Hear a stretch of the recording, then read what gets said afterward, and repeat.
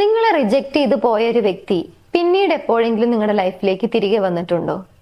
അങ്ങനെ ആ വ്യക്തി നിങ്ങളുടെ ലൈഫിലേക്ക് തിരികെ വരണമെന്നുണ്ടെങ്കിൽ എന്തെങ്കിലും ഒരു ക്വാളിറ്റി നിങ്ങളിൽ ഉണ്ടായിരിക്കണം, അല്ലെ?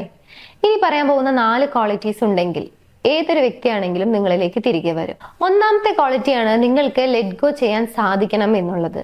ഇതിനർത്ഥം ആ ഒരു കാര്യം അല്ലെങ്കിൽ ആ ഒരു വ്യക്തിയെ കംപ്ലീറ്റ് ആയി മറന്നു പോകണം അല്ലെങ്കിൽ മറന്നുപോയി എന്നുള്ളതൊന്നുമല്ല. നിങ്ങളെ റിജക്ട് ചെയ്യുന്നതിന് എന്തെങ്കിലും ഒരു റീസൺ അവിടെ ഉണ്ടായിട്ടുണ്ടായിരിക്കും. ആ റീസൺ ആയിക്കൊള്ളട്ടെ, ആ ഒരു വ്യക്തിയോടായിക്കൊള്ളട്ടെ, നിങ്ങൾക്ക് ഫോർഗീവ് ചെയ്യാൻ സാധിച്ചിട്ടുണ്ടായിരിക്കും. പക്ഷെ അതിന്റെ കൂടെ തന്നെ മൂവ് ഓൺ ചെയ്യാനും സാധിക്കുന്നുണ്ടായിരിക്കും. അതല്ലാതെ അവരുടെ പുറകെ പോയി ചേസ് ചെയ്യുക അല്ലെങ്കിൽ ബെഗ് ചെയ്യുക, അവരുടെ അറ്റൻഷൻ പിടിച്ചു പറ്റുന്നതിന് വേണ്ടി കാൽക്കുലേറ്റഡ് ആയിട്ടുള്ള ഓരോ കാര്യങ്ങൾ ചെയ്യുക, ഇതൊന്നും ചെയ്യുന്നുണ്ടായിരിക്കില്ല. പകരം നിങ്ങൾ വളരെ ഈസി ആൻഡ് കാം ആയിട്ട് ലെറ്റ് ഗോ ചെയ്യുന്നുണ്ടായിരിക്കും. ബിക്കോസ് നിങ്ങളുടെ ഉള്ളിന്റെ ഉള്ളിൽ നിങ്ങൾ ഡിസേർവിംഗ് ആണെങ്കിൽ ആ കാര്യം നിങ്ങൾക്ക് റിസീവ് ചെയ്യാൻ സാധിക്കും എന്നുള്ള അൺഷേക്കബിൾ ആയിട്ടുള്ള ഒരു ബിലീഫ് ഉണ്ടായിരിക്കും എന്നുള്ളതാണ്. സോ ഈ ക്വാളിറ്റി നിങ്ങൾക്കുണ്ടെങ്കിൽ ആ വ്യക്തി നിങ്ങളിലേക്ക് തിരികെ വരാനുള്ള സാധ്യത കൂടുതലാണ്. ഇനി രണ്ടാമത്തെ ഒരു ക്വാളിറ്റിയാണ് നിങ്ങൾ നിങ്ങളിൽ തന്നെ വർക്ക് ചെയ്യാൻ തുടങ്ങി എന്നുള്ളത് അല്ലെങ്കിൽ തുടങ്ങണം എന്നുള്ളത്. നിങ്ങളുടെ ലൈഫിലെ റിലേഷൻഷിപ്പ് ഒഴിച്ചു നിർത്തി കഴിഞ്ഞാൽ പല കാര്യങ്ങളും ഉണ്ടായിരിക്കും നിങ്ങൾക്ക് ഇമ്പോർട്ടന്റ് ആയിട്ടുള്ളത്. സോ ആ കാര്യങ്ങളിലെല്ലാം നിങ്ങൾ വർക്ക് ചെയ്യാൻ തുടങ്ങുന്ന സമയത്ത് ഒരു ഗ്രോത്ത് നിങ്ങൾക്ക് നിങ്ങളുടെ ലൈഫിൽ വിസിബിൾ ആയി കാണാൻ സാധിക്കും. ഓപ്പോസിറ്റ് നിൽക്കുന്ന വ്യക്തിക്കും അത് കാണാൻ സാധിക്കും. നിങ്ങളിലേക്ക് തിരികെ വരാനുള്ള എന്തെങ്കിലും ഒരു ഫാക്ടർ ഉണ്ട് എന്നുള്ളത് ഓപ്പോസിറ്റ് നിൽക്കുന്ന വ്യക്തിക്ക് തോന്നണം എന്നുണ്ടെങ്കിൽ ഇത് മസ്റ്റ് ആയിട്ടുള്ള ഒരു കാര്യം തന്നെയാണ്. 3, ഇങ്ങനെ ഒരു സിറ്റുവേഷനിലും നിങ്ങൾക്ക് കാം ആയിട്ടാണ് ബിഹേവ് ചെയ്യാൻ സാധിക്കുന്നത് എന്നുണ്ടെങ്കിൽ അതാണ്.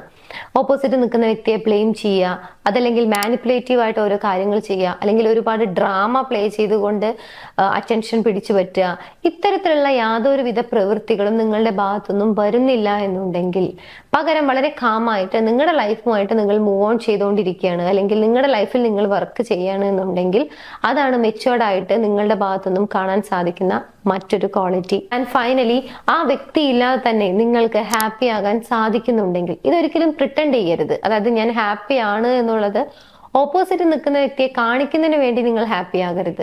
നിങ്ങളുടെ ലൈഫിൽ നേരത്തെ പറഞ്ഞ 3 കാര്യങ്ങളും നിങ്ങൾ കൃത്യമായി ഫോളോ ചെയ്യുന്നുണ്ടെങ്കിൽ നിങ്ങൾക്ക് ഹാപ്പി ആകാൻ സാധിക്കും. ഇത് ഓപ്പോസിറ്റ് നിൽക്കുന്ന വ്യക്തിയിൽ ഒരു ക്യൂരിയോസിറ്റി ഉണ്ടാകും, അല്ലെങ്കിൽ ഇത് എങ്ങനെ സംഭവിച്ചു എന്നുള്ള ഒരു ക്വസ്റ്റ്യൻ അവർ തന്നെ ചോദിക്കും അവരോട്. ഇത് നിങ്ങൾക്ക് കിട്ടാവുന്ന ഏറ്റവും വലിയൊരു പ്ലസ് പോയിന്റ് ആണ്. മാത്രമല്ല, നിങ്ങൾ ഒരു കാര്യവും ചെയ്യാതെ അല്ലെങ്കിൽ ഒരു കാര്യവും എക്സ്പ്ലെയിൻ ചെയ്യാതെ തന്നെ നിങ്ങളിലേക്ക് അട്രാക്ഷൻ തോന്നിപ്പിക്കുന്ന മറ്റൊരു കാര്യം കൂടിയാണ്. ബിക്കോസ് നിങ്ങൾക്ക് ഹാപ്പി ആകണമെന്നുണ്ടെങ്കിൽ നിങ്ങൾ നിങ്ങളിൽ ഹാപ്പിനെസ് കണ്ടെത്തുന്നുണ്ട്. വേറൊരു വ്യക്തി ഉണ്ടെങ്കിലേ ഞാൻ ഹാപ്പി ആകൂ എന്നുള്ളൊരു മെസ്സേജ് ഒന്നും അവിടെ നിങ്ങൾ ലീവ് ചെയ്യുന്നില്ല. പകരം നിങ്ങൾ നിങ്ങളിൽ തന്നെ കംപ്ലീറ്റ് ആണ്, അല്ലെങ്കിൽ നിങ്ങൾക്ക് നിങ്ങളിൽ ഹാപ്പിനെസ് കണ്ടെത്താൻ സാധിക്കുന്നുണ്ട് എന്നുള്ളൊരു പോസിറ്റീവ് ആയിട്ടുള്ള ഒരു മെസ്സേജ് നിങ്ങൾക്ക് കൊടുക്കാൻ സാധിക്കുന്നുണ്ട്.